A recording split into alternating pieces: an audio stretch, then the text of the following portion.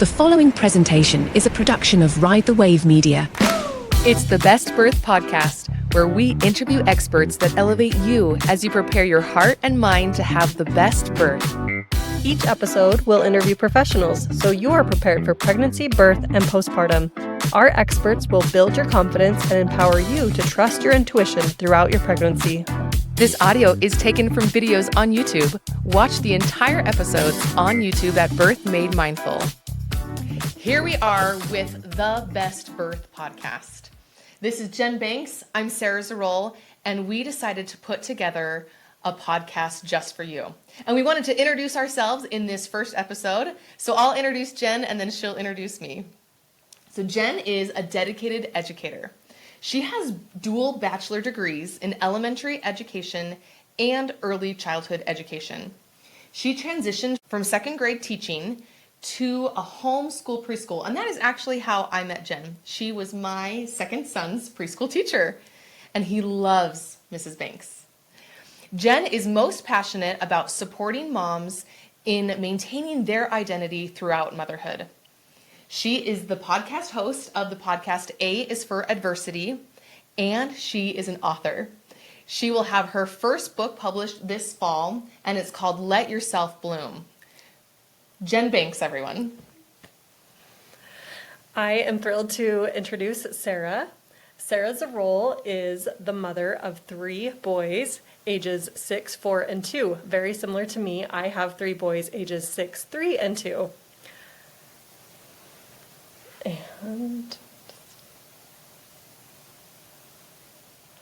Sarah is a musician, a birth coach, a wife and mother, and she loves making everything a bit more exciting. She's the one who can be found doing a DIY project like buying a house and painting all the walls right before a baby is born.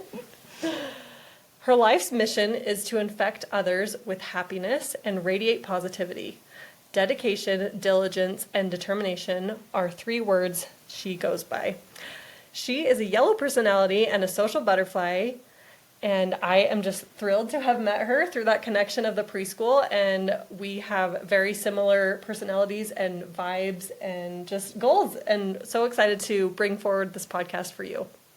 We're excited to share a little bit of why we wanted to create the Best Birth Podcast. And as you can see, we have lots of children between us, and we hope that you are preparing to have children and can find some valuable information from the education that we'll share with you. In this podcast, we hope to bring forward 40 experts to elevate both your mind and your heart as you prepare for birth. This is for both parents, mothers and fathers, and we just felt like we needed more resources and support and wanted to give that especially to first-time moms as you're embarking on this beautiful journey that is a little bit unknown and something that you've never done before. And motherhood has been so transformative for me, for my sisters. I think everybody feels like they have to have that support for their births to be successful and to feel like they have a community. When we thought about what we should call the podcast, it definitely came to mind that our hearts and our minds are what we need for that birth. And so the mental preparation, our minds, and our physical preparation, or our hearts. And so that's kind of what we are hoping to bring with each expert that comes on the show, that they share things that we can learn, they share things that we can apply physically. We've got so many great experts that are lined up to take us through the 40 weeks of pregnancy. As a doula and a birth coach myself, I have learned a lot about birth and how it can be an amazing experience. A couple of the ways that I thought to just start you off with your mental preparation is the concept of time and the concept of pain. So when it comes to labor, how long will labor last? This is always the first question that we're always asking ourselves, that we're asking our doctors, probably that our husbands are asking us, or in the case of people who haven't heard from you and they know that you were at the hospital, like, hey, where is the baby? So how long will labor last? And as I did a lot of research, it shows that an average labor will last from 12 to 24 hours. Now, there's shorter labors and there's longer labors. I decided to do a little research online to see kind of where that stood. And there's a Guinness Book of World Records that says that the fastest labor is 27 seconds.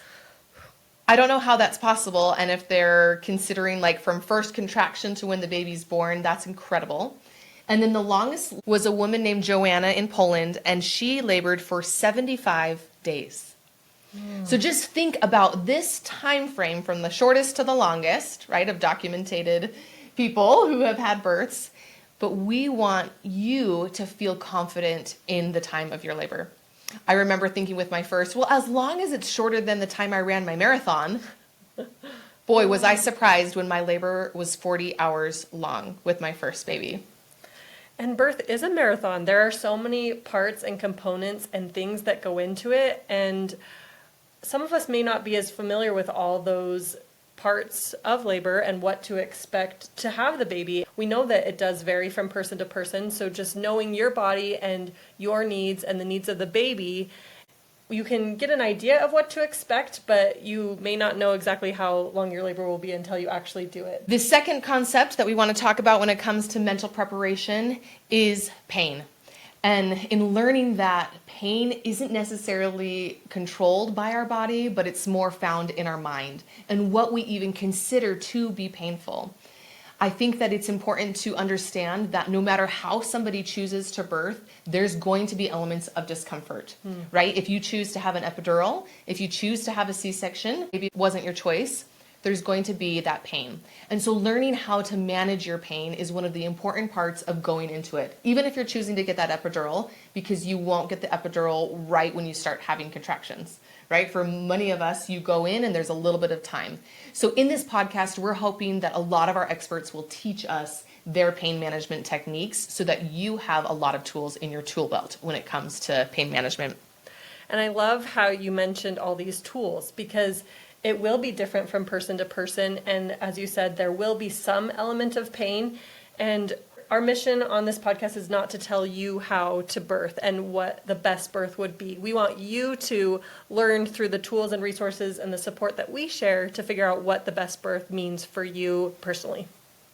That's incredible. And I love that we are hopefully empowering you to trust your intuition and to be able to make some decisions based upon the experts that we bring in. There will be things that you've never heard before because some of our guests have already surprised us with things we've never heard before. Just having that knowledge so you can make informed choices. All right, now the ways that we're going to give you some takeaways to prepare your physical nature or your heart, right? Preparing physically. So the pillars of labor. As I've been studying, I've come to understand that there's 3 pillars of labor. What has to take place before your body can have a baby? So your hormones have to dance, your cervical changes have to take place, and your baby has to align. A lot of times, if these 3 things don't happen, then you might need a C-section. Even sometimes with a C-section, those things have happened. One thing that everybody will agree if they've had a baby before is that your plans will change and you have to be prepared for those plans to change. A lot of people are familiar with Dr. Friedman. He was doing some studies in 1955 and found that the average dilation was 14 hours from 0 to 10 centimeters. Now that sounds like a pretty short amount of time, seeing that my labors were, 40 hours, 30 hours, and then around 10 hours for my last son. But I think it's also interesting to note that in his study, there were only 500 patients. They were all Caucasian, and they were at a single hospital. 96% of these women were also sedated. So they were using Demerol to sedate these women. If you ask your grandmother about twilight sleep, she might be able to tell you more about what this experience was like to give birth in the 1950s. So 14 hours was the time that he came up with for cervical change, from getting from 0 centimeters to 10 centimeters in dilation. In 2014, ACOG encouraged providers not to use 14 hours as the metric in which they could say that a woman has now failure to progress if she hasn't had the baby by then.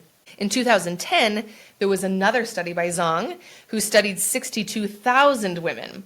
These were from 19 different hospitals, and he found that going from 4 centimeters to 5 centimeters took 6 hours, the average, and going from 5 centimeters to 6 centimeters was another 3 hours. So there was 9 hours for just 2 centimeters of cervical change. I feel like this is so significant because often we think, why isn't labor going faster? And it takes our bodies a lot of time for cervical change to happen. As you hear a lot of this information on the podcast and you're looking into things for yourself, please do research and find your own experts and talk to your doctors about it. We just want to help provide some context for why we are feeling and sharing and thinking about some of the things, like the amount of time it'll take to labor. I don't think anybody will just sit down and say, hey, have you ever considered that you might be in labor for 2 days? Right? Like, you have to consider some of these things so that you're prepared, so that you're not surprised when 12 hours rolls by and you're still at a 4, or you're only at 6 centimeters and you now start to feel discouraged. We know that discouragement is like one of the killers of oxytocin, and you need oxytocin in order to continue to have that cervical change. So these are some of the cool things that we have learned about our preparation when it comes to pregnancy and birth. And hopefully our other guests on the podcast will have an equal amount of amazing information to share with you. And we really do want this to be a podcast full of hope. There will not be trauma sharing and all of the horror stories that sometimes we associate with birth because of whatever experiences or people that we've interacted with. We really want you to be empowered and to know that your body was meant to do this. You can do this, and there are support and resources. And as Sarah said, we can have plans and backup plans. And just be prepared. The more aware we are and the more education we have, the more we can truly make it the best birth. Absolutely. So for each podcast, we'll have an expert. We'll introduce them, share their bio, ask them all of the questions that we can hack in the time that we have. And then we'll share some resources and a MomSquad secret. So today in our first episode of this podcast, we would like to share some resources that just makes life easier as a mom. So the first things are, of course, a solid diaper bag and a solid stroller. If you have those two things, you are off to a fantastic start.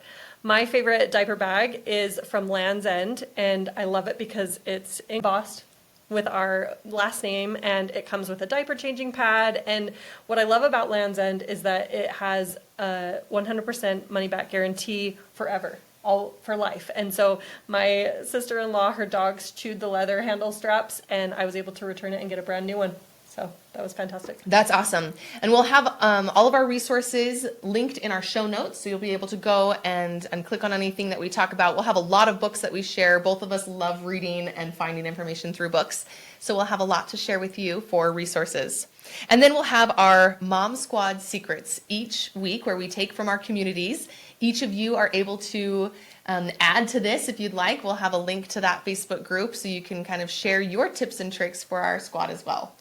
Yes, so my MomSquad secret this week is to put things on the calendar, whether you are postpartum especially, or just any time in life. Put those little things on the calendar that you can look forward to, whether it's getting a fun drink, meeting a friend, having a park play date. The more you can put it on your calendar and actually block out that time, the more it'll be likely to happen, but also the more you'll have to look forward to and kind of get you to the next milestone as we talk about marathons and looking ahead and getting to the next stages and phases. And my MomSquad secret for the week would be get ready to reinvent the weekend. When I was a first-time mom, I left a corporate job working 8 to 5 every day, and I always had that weekend where I could rest, where I could go and hike, I could do anything I wanted, really.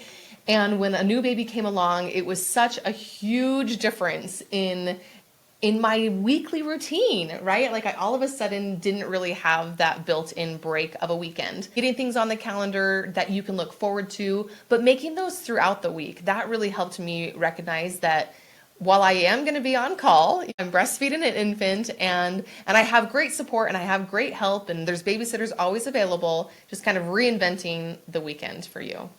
I love that, Sarah. Just making sure it happens because you don't have it naturally built into your week as a full-time caregiver. That's fantastic. Well, we are just so excited to bring you this podcast and to have been able to talk with you, and look forward to sharing more with you via our experts. Stay tuned as we produce more podcasts for you to have the best birth. And if something resonates, please share it with a friend and find others who could benefit from this resource. Thanks for joining us on today's episode. We hope you've been elevated and inspired by this week's expert. Subscribe today so you never miss an episode. And please share our podcast or post on your social media so that other moms and dads-to-be can also have the best birth. Please note that the information provided is based on the expert's insights and personal experience. It is not intended as medical guidance. Please seek the advice of your medical provider as it applies to your specific condition.